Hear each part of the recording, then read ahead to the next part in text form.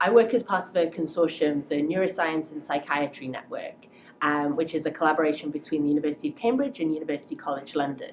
And we're really interested in answering the question of why do so many teenagers experience their first episode of psychosis or depression or a couple of other mental health disorders in around about their late teenage years. And what we think is happening is that their brain is continuing to develop, it's still refining.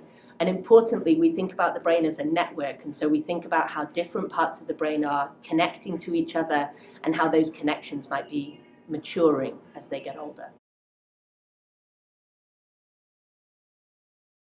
So we create structural brain networks using MRI, but in order to really understand what's happening in those brain regions, we link up the data with an openly available resource from the Allen Institute for Brain Science. And this was work that was led by Dr. Petra Virtes, who looked at the gene expression in donated brains, in brains that had been investigated at about 1,000 different points around the cortex, and looking at how the gene expression is different in those different parts of the brain.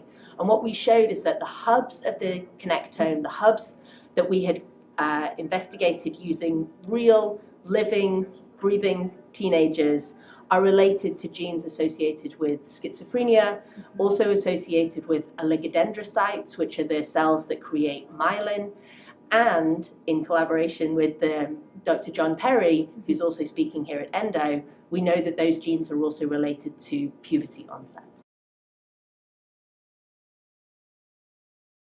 So we studied 14 to 24-year-olds for our study. We invited 2,000 participants to come in and answer questions with us, and 300 participants completed MRI, magnetic resonance imaging scans.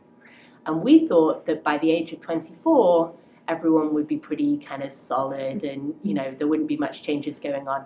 And that is not what we found. We found that the brain continues to change basically all the way through that age range. And so we're following up all of our participants longitudinally. They're going to come back in for another scan, and we'll see when that's going to happen.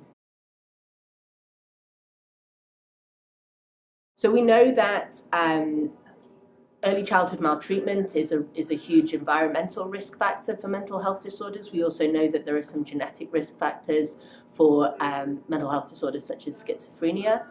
But there's been some really exciting work by Dr. Anna-Laura van Harmelen from the University of Cambridge looking at the protective factors of friendships, of teenage friendships. And so what we're really interested in looking at is there an age, is there a particular point in adolescence that allows us to effectively support people to keep them or push them back onto a normal developmental trajectory.